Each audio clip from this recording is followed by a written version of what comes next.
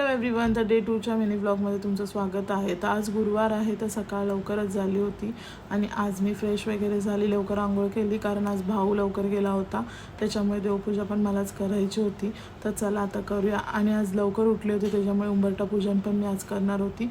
जेव्हा आपण लवकर उठते, लवकर काम होतं, तेव्हा मी हे सगळं करते.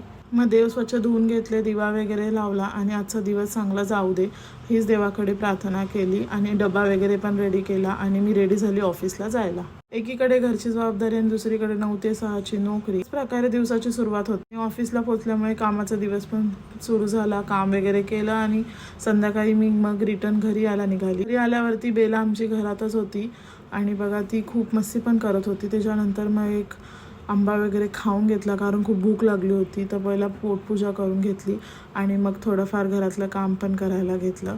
आणि आज गुरुवार होता, तर मी आज आहे ना देवदर्शनासाठी बाहेर चालली होती. तर त्याच्यासाठी रेडी पण झाली आणि मग मी निघाली.